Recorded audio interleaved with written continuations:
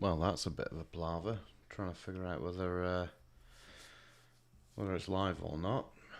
So let's have a see. A microphone's working this time. Bonus. Okay, so yeah, nighttime photography. So often I find myself in the situation where I'm, wandering up a mountain to catch an aurora or something like that. And I find myself scrabbling around either for my notes or trying to remember what settings I used. And so what I like to do is just to go out up to the top of the road nearby and have a practice. So tonight was a good excuse. There was a aurora forecast for light green hues, maybe some activity, but not much. So of course, packed the coffee, got the headlamp on. That's why all that's lit up in red, so it wouldn't destroy my night vision. And we're just looking over into the distance there. You can just see the tops of Glen Elg. And what I wanted to do was get adjusted and get my white balance sorted out. That pole's actually a bit whiter in the daytime, but there is a bit of an amber glow from the surrounding lights. So what I like to do is, because the Maui salmon feed place is a crossover on Skybridge. The bridge has green red lights on it, so I can sort of judge the white balance there, the white lights of the street. And here we've got some greens, some nice trees, and you get the car headlights lighting up the road there. Yeah, it's blown out, but it's just a test shot to see if my white balance is in. If not, I'll just end up adjusting it. So for the shutter speed, I think I started at 15 seconds at ISO 600 and f4 on the 14mm. So I was getting sufficient detail out of that, as you can see here. So if I just bring that up a bit, add a bit of contrast to it so you can see it pop a little. So yeah, it's not perfect. I'm just gonna smash around the sliders and just bring out this line of the Milky Way here. So this isn't the galactic center side. This is the arm of the Milky Way as it goes out from galactic center. So there is some sort of nebulosity, I think is the word to it. But as you can see, it's a bit washed out because of the lights from the harbour over here. So I was just getting the light and the settings, getting them all sorted. So the more I do this, the more I go up there at the night time, especially on a clear night, the better I'll get at remembering the settings and not rushing about and just being calm about it. Because as soon as you start getting excited about taking a picture of the Milky Way, I've got something there streaking through, you end up messing the settings up and you get the image back, and then you're just disappointed with it, really. It just gets a little frustrating at times. So basically went up there. The aurora did show a little bit. It's just the predicted green haze that was coming through. There's nothing dancing about, so I looked at increasing the shutter speed just to see the differences. So I went to, I think it was 10 seconds and up the ISO, and then I decided to just go for a full 30 seconds and lower the ISO, just to find the right balance between exposure time and the ISO. Not overworking the sensor, getting it too hot and introducing noise, and conversely not going too higher ISO and introducing noise that way. just trying to find the balance. So I've still not found the perfect settings, and I doubt I ever will, because I don't think one setting fits all. What have we got here? Oh, it's a plane. So as you can see, this is unedited, straight out the camera. It's applied some filters from the camera,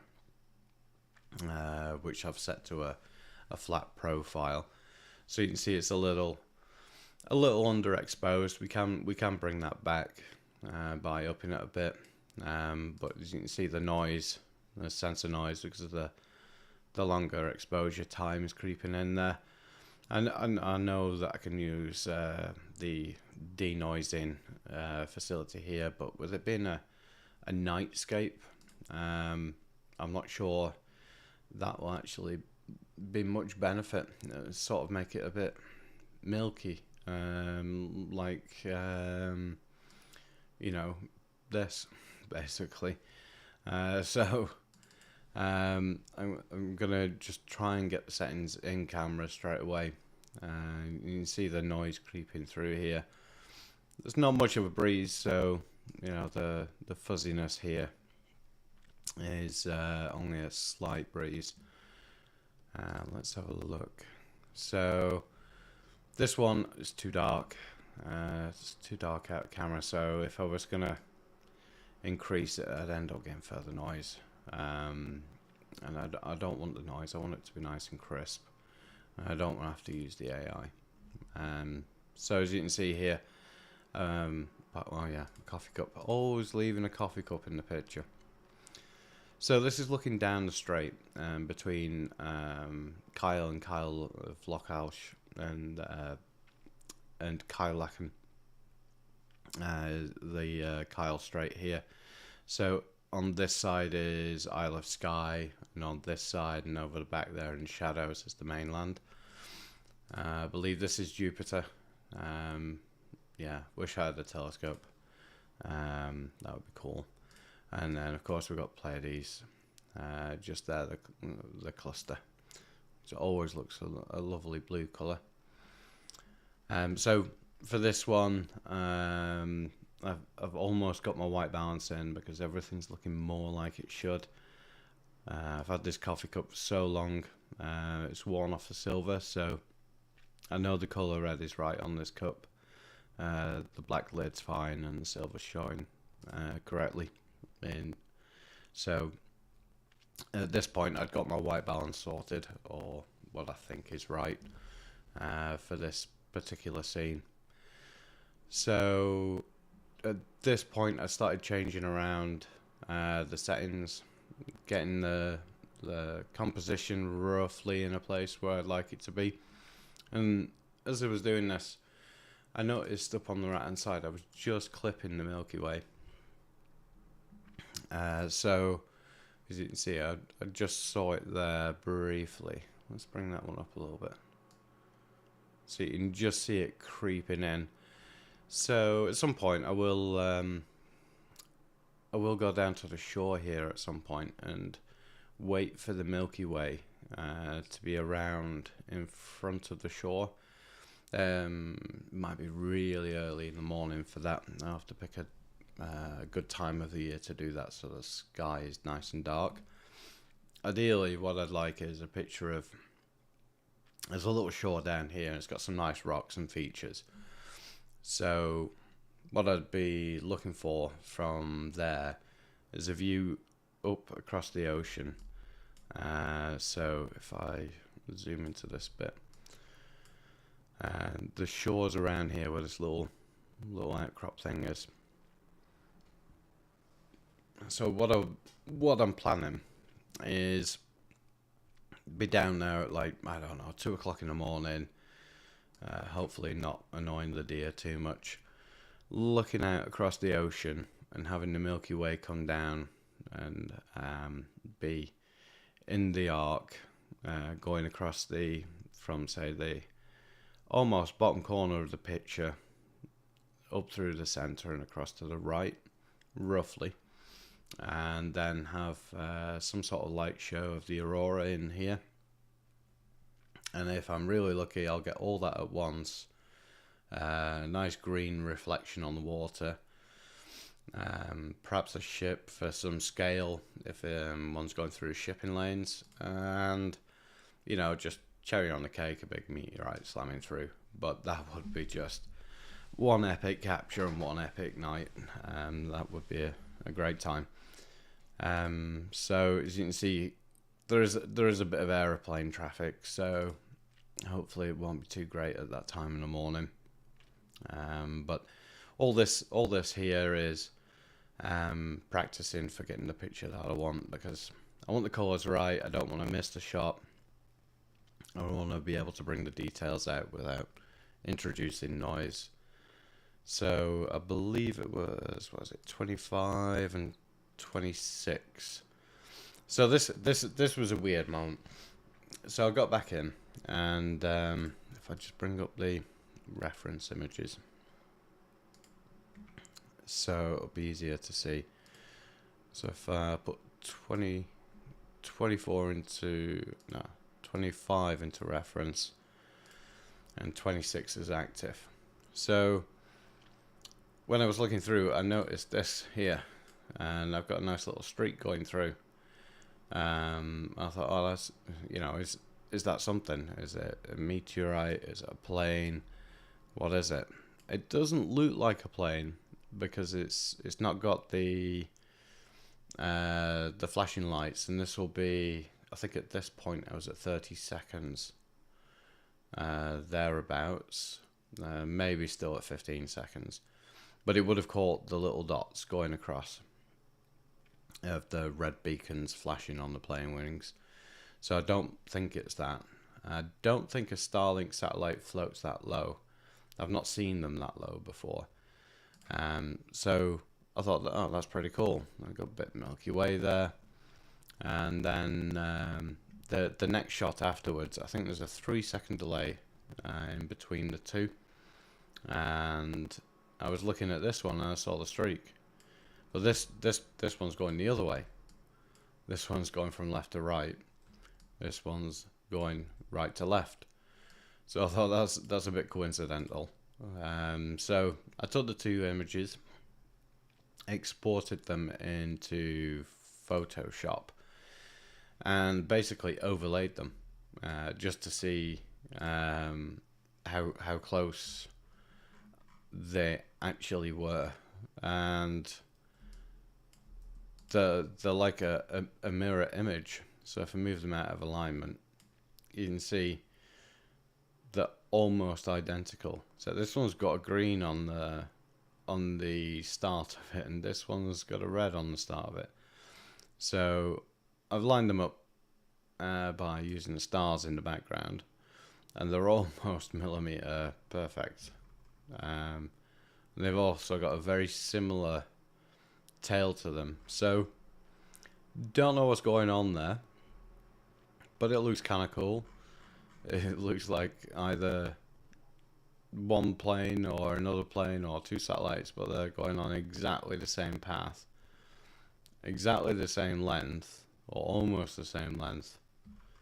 So yeah, kind of cool. And they've both got a slight little tail there just before, of the same color of the end point of the tail here, with green, and then the red one, and then the tail here. So I don't know what they are, but kind of very cool. So I might just composite that in a little while, just to see how it looks. But very bizarre moment. And I'll use the filter in here to composite them, merge them. But that was the fun thing of the night, noticing that was kind of cool. So other part of the practicing for the night, trying to keep home my skills for when I need them, was trying to get the Milky Way. So if I just reset that, so this is straight out of the camera. These filters come directly from the camera, So let's just remove the referencing. So as you can see, it's quite a flat image. There is a bit of haze in the sky, which you can remove. So basically what I'm trying to do is get a nice flat image. I do have a deep sky stacker, so I can basically cancel out the black noise using bias, either a white bias or black bias, or both. So I did take a blank frame, so I can experiment with making the noise disappear. Yeah, that's a video for another day, I think. Processing starscapes. But as you can see, if I just pull the contrast up a bit full, you can see I can get the shape out of this flat image. There's a slight bit of vignetting, but I can remove that. I'm only really interested in trying to get this column of data here. I'm trying to pull the details out of that. So that's one of the things I like to do as well. So you can see the vignette in there if we smash the whites up. So we'll just we'll put that back to what it was. So with this, if you do crazy things with the clarity, it's not going to do too much. The sky looks like a pea soup anyway, so it doesn't really need that. I think I may have got some sort of galaxy there, but I'm not sure. I'd have to go and check. But as you can see, it's absolutely chocker. At this point, I've got the exposure time slightly wrong, so slightly too long. So you can see there, I've got the star appears to be blurring. It should be a single dot. So that tells me that the exposure time was too long. So that's another thing as well, knowing the lens and the exposure time. It may look fine here as you know, zoomed out, but if you look in here, you can just see that things are starting to move. So I need to shorten the exposure time slightly for that 14mm. You can use the 500 rule where you divide the 500 by the focal length, and that'll give you a rough estimate.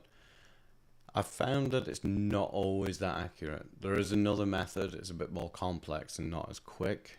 You probably use something like photo pills to do similar, to give you an ideal shutter speed.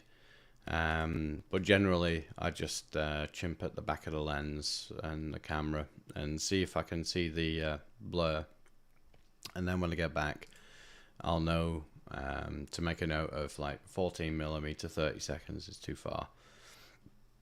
You know, probably like 10 seconds, 7 to 10 seconds roughly on that that number of millimeters divided by 500 divided by the 14. So that's something I've got to look at if I want to, say, you know, eliminate these streaks. Sometimes it can depend on where you're pointing the camera as well. So if you're pointing it more towards the horizon, you get slightly more blur than you would pointing it, say, at the North Star, for example. You know, North Star stationary, but the further towards the horizon you are away from that, the slightly less time you can leave it open for a perfect little dot of a star. That is something that I do have to consider sometimes. So quite happy with those. You know, it's just all practice, getting out there, doing it, enjoying it. Bit cold up there today. Definitely one of those times where you could see see your breath in your torchlight, but well worth it. So again, on this one, I've not got quite right. the exposure is not quite right. I mean, it's brought out this wonderfully, but I've not quite got the. So it seems a bit noisy. I don't know whether that's just because the sky's so clear, or whether it is actually noise from the sensor at this point, or whether it's just trying to push this image too far up. It's probably because I'm trying to push this image a bit far, and I should have added a bit more ISO perhaps to balance out the noise. I think probably use a couple of filters on this, so we could use the landscape filter. Let's detect the sky, see if it can. This doesn't always work on nighttime images. Yeah, it thinks the ocean's part of the sky. So we could in theory, apply a bit more, layer mask it in Photoshop, minus the blacks, just to bring this out and things like that. But for a test shot, it's cool. I get to see the Milky Way. What have we got here? There appears to be, or was, let's take this filter off. Appears to be another object flying through there, which is kind of cool. Yeah, I think there's a tail end of like a meteorite storm or something like that. It's not one of massive storms. It's not going to be like 100 meteorites per hour or anything like that, or 100 shooting stars an hour. It's just the odd one, maybe 2 or 3 every hour or something, which is still really cool. At this point, I'm just I've got the settings I want. It was looking good on the back of the camera. You can just see a bit of noise, bit of star trailing, but still happy with it. Let's just see what auto will do with that. Probably mess it. It's not done too bad with it. But you can see here the aurora's just creeping through, just showing. Shortly after this, the aurora got weaker, so substorm solar activity it reduced. So yeah, at that point I thought about calling it a night, just because I'd done with my practicing, taking the pictures and seeing what settings I'd like for the future. So that was the other factor as well. There was the clouds. The clouds are on the way in. You can see them creeping in from the left there. So I thought I'm going to make a composite out of this one. So the first 4 of this image, I'm going to try and stitch them together, because I really like the way that the clouds creeping in from the left there, and I like the little bit of light show here, and the fact that I've got Milky Way popping out of a cloud with a bit of space here. I kind of like that. That's my kind of thing, where things combine. I really kind of like that sort of thing in nature, when you get multiple things happening at once. So you can see the greens going into the reds. There's a slight green here, and then the Milky Way. It's going to take a bit of processing, but that's part of it. It's fun. Yeah, if you found this sort of thing interesting and you would like me to cover something, then please do let me know. Yeah, no, there's a plane. Damn plane's getting any pictures. Anyway, it's definitely too late for me, so I will finish up editing these, and I will speak to you all soon.